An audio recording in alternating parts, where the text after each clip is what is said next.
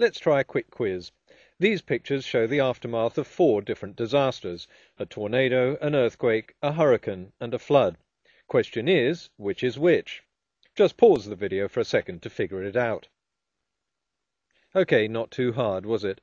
Answers will be at the end. But how do we know what caused these events if we weren't there to witness them? Make it up?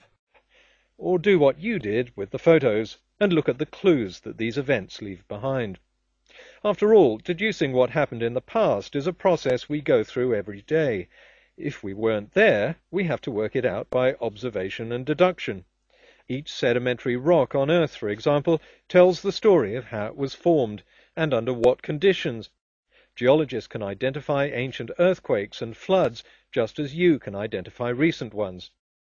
For thousands of years, Europeans assumed the rocks had all been laid down in the Noah's Ark flood. But in the 18th century, early geologists took a good look at the rocks under their feet and were amazed at what they found. Many of the rocks they saw were in layers and made of the sort of material you'd find at the bottom of the sea. Okay. But why were some of these sedimentary layers at odd angles, or on mountain tops, or bent out of shape? Why were the layers made of different materials? Underneath the top sedimentary layers, the picture got even more complicated. In 1788, the man called the father of geology, James Hutton, saw a geological formation that seemed impossible.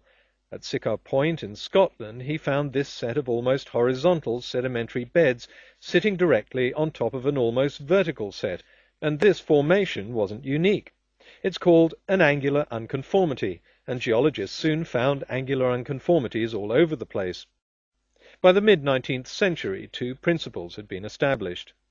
It was clear that sedimentary beds that were once at the bottom of the sea must have been uplifted.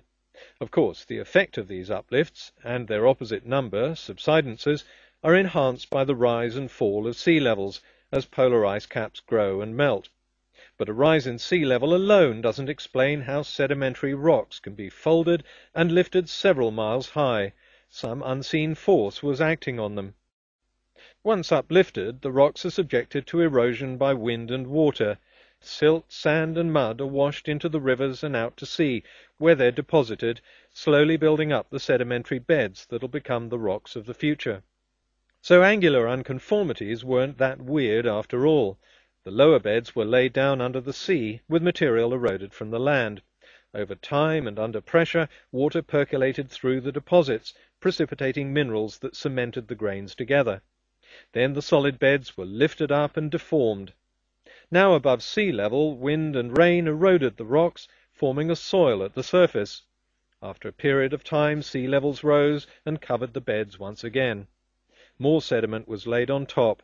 Then the sea levels fell and the beds were exposed. Nearly every feature they'd seen in the rocks of the past can be seen in the deposits that are being laid down today, showing that this was a long and continual process that took millions of years. So early 19th century geologists had to forget their preconceived ideas. Instead, they followed the evidence. But although they understood erosion and sedimentation, the frequent uplifts were a puzzle. By observing and analyzing the rocks of the Appalachians in the 1850s, American geologists deduced that a deep trough in the ocean floor had accumulated sediment over millions of years and then been violently uplifted. They called this trough a geosyncline, and they soon found other mountain ranges in the world that had been formed in the same way. But they still had no clue as to what caused them. Then, in the 1960s, researchers made a discovery that transformed our understanding of the Earth and its geological history. The theory of plate tectonics concludes that we live on pieces of crust floating on partially melted rock as they drift around the Earth's surface. It's likely these crustal plates are driven by convection currents in the Earth's upper mantle. Thicker crustal plates, made mostly of granite, make up our continents. The oceans mostly fill the lower and thinner crustal plates, made of basalt. In some places these plates are moving apart, and new rocks well up from the Earth's mantle to fill the gap. In other places they slide alongside each other, and elsewhere they collide, buckling at the crash site and throwing up huge mountain chains. Now the uplift could be explained, and it fitted exactly with the geosyncline model. The deep troughs were, in fact, the boundaries between oceanic and continental crustal plates, accumulating sediment over millions of years. As the ocean closed, it brought two continents into collision. Thanks to precise GPS measurements, geologists can now see the process happening. The continents are indeed moving at about the speed your fingernails grow. As Africa and Europe collide, the Alps rise about 1 millimeter a year, and as India and Asia collide, they force up the Himalayas 5 times faster. Plate tectonics also showed that earthquakes are caused by buckling and jarring along the edges of the crustal plates. So if we look at the Earth today, we see processes that fit perfectly with the rocks we find from the past. We can see and measure uplift, identical to the uplift of the past. We can see how material is slowly eroded and deposited, and it matches exactly the deposits of the past. We can even see the same patterns and layering of the rocks today as in rocks millions of years old. Sometimes the sedimentary patterns are repetitive, if, for example, deposits are laid down in a seasonal cycle.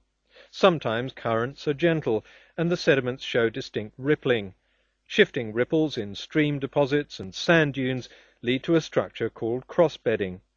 And we can see the result of floods. Annual floods, catastrophic floods, local floods. Each type of flood leaves its mark and leaves clues as to how strong it was, how long it lasted, and what sort of material it carried. We can see a number of different floods at different times in the past, going back hundreds of millions of years. And finally take a look at this place, the Peak District of Derbyshire in Britain. Several meters down there's coal, which is the compressed remnants of a hot, swampy forest. Go further down, past a layer of hard grit, and we find a coral reef, which means that further back in time this cold moorland was once a warm, tropical sea. The reason is simple. The evidence shows that around 350 million years ago, the European crustal plate was much further south, and low-lying areas were covered by a warm coral sea. Then sea levels fell, the area became a river delta, and the coral was buried under sand and gravel. Millions of years later, sea levels dropped further, and the delta turned into a swampy tropical forest. Over the next 100 million years, the European crustal plate moved slowly northwards to its current position. So to geologists, there's no puzzle as to why we find the remnants of 3 completely different environments in the same location. It fits perfectly with what we know about crustal plate movements, erosion and sedimentation. Now let's go back to the quiz at the beginning. Unless you recognize these pictures, I can assume you weren't there when these disasters happened, and neither you nor I witnessed them. But just like the geology all around us, each of these photos has clues, and by using our frontal lobes, the reasoning parts of our brain, we can indeed work out what happened in the past.